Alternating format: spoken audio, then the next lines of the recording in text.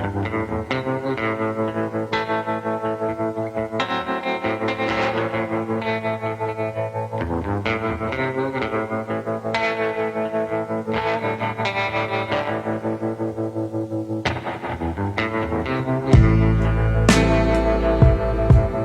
good morning everyone. This is day one off the Appalachian Trail.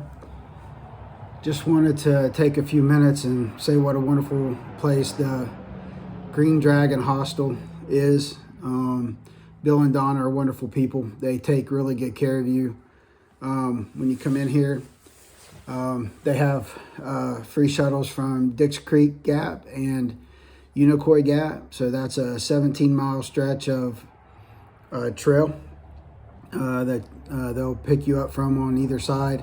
They'll take you downtown Hiawassee and either take you to a restaurant or take you to resupply. There's an Ingles downtown, which is pretty good. So really for the first 78 miles, you're pretty much going to have access to Hiawassee pretty much from anywhere. Whether you take a shuttle out at another gap or get close to mile 52 here at Unicoi or Dix Creek. So Unicoi Gap is at 52.7 and Dix Creek Gap is at 69.4. My stays at the Green Dragon have been pretty good. Just wanted you to know that this is a pretty good option. You know, I'm not a through hiker and I've only just finished Georgia as a section hiker, but having these options to be able to get off trail and kind of recharge, you know, whether you got a knee or an ankle or, you know, nobody's going to come out here and just start crushing it and feel great physically until you get out here about a week. So it's important that you know that these options are out here. Get off trail, get some laundry done, get some hot food, you know, do what you need to do for you to get through your hike. If I were through hiking in 2025, maybe I'd budget a little more up front just to buffer getting off trail and kind of needing that break till I started getting in the rhythm of what a through hike is like. You know, you talk to a lot of the folks around here that are familiar with hikers and through hikers season after season. You know, there are some points where it starts to sink in, you know, somewhere around Neal Gap. Mile 31, it starts to sink in on whether you want to continue. You might even get to mile 50 or 60, somewhere around in here, and start thinking if it's really for you.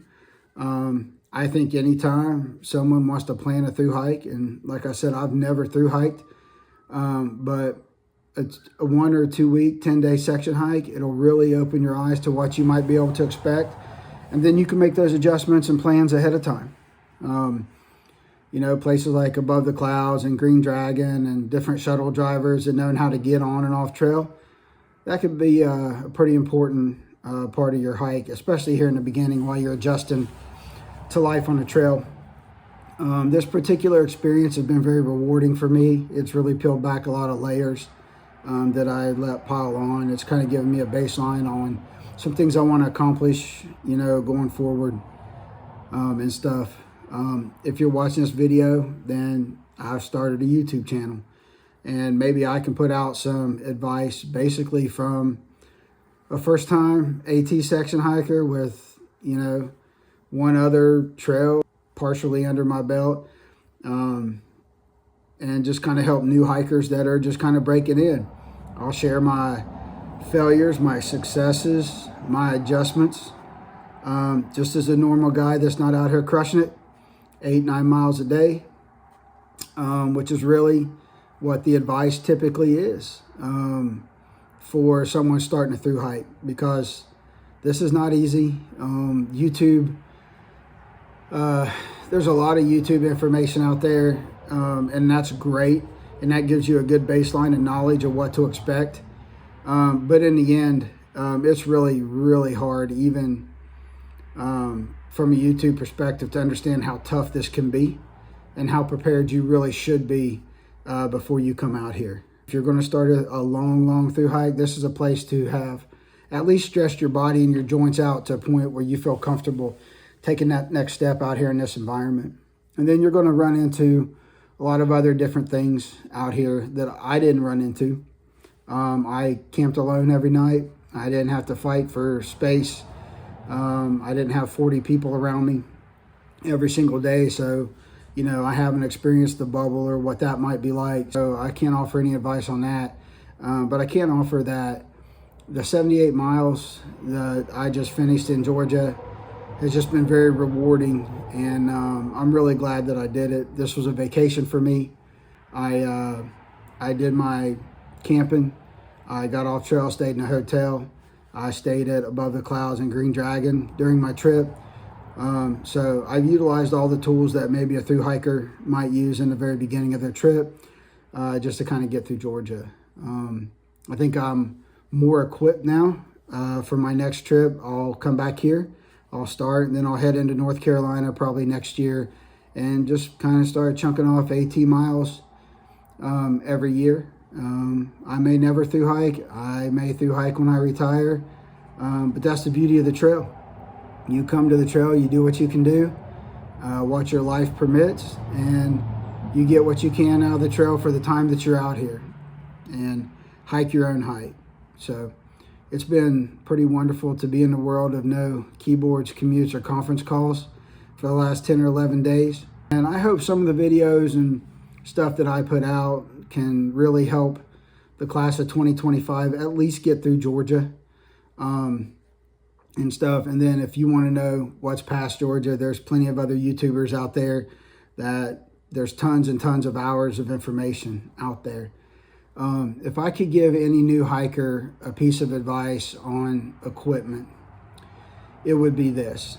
You know, I found it to be very fun and entertaining and even obsessive at times about buying equipment and thinking what I was going to use.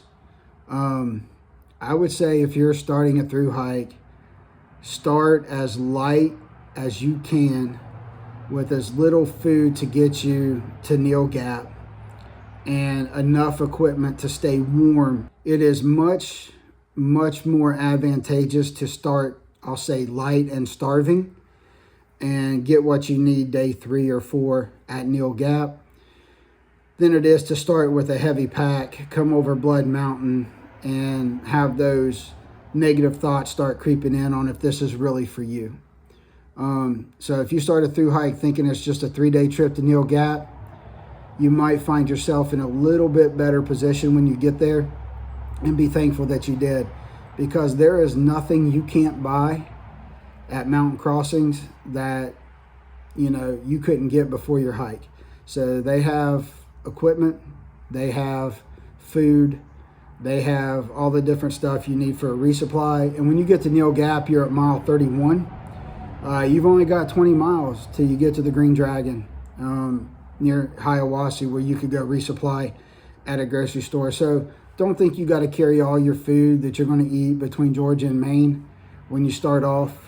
You know, you might find yourself being able to travel quicker, better, and you're taking care of your joints in that first 50 miles. Because that's really the challenge until you get your legs under you and your body starts adapting to the trail. You know, if any of this information in the last 10 or 11 days helps you, if it doesn't, you know, just, that's all right too. I'm just a normal hiker. I'm a normal guy. I'm not famous. I just came out here to do the Georgia section of the AT on a vacation because I love the trail like anybody watching this video. And I hope to do more in the future. I hope to get better. And the trail, I'm sure, will help me do this. So thank you all for following along, and thank you all for watching the wrap up. I'll probably do a few gear videos. You probably saw my day 6 video already about what I sent back and, you know, what I kept and what I think I could probably drop out of my pack, and maybe a few gear changes here and there. But that's all part of the process. You can do all the prep you want, but until you get out here and really experience it, you'll be better equipped to make those decisions for sure. So that's about all I have for this video today. And you know, if you're hiking in 2025 as a thru hiker, good luck to you. I'll be probably following a lot of you out there. And happy trails.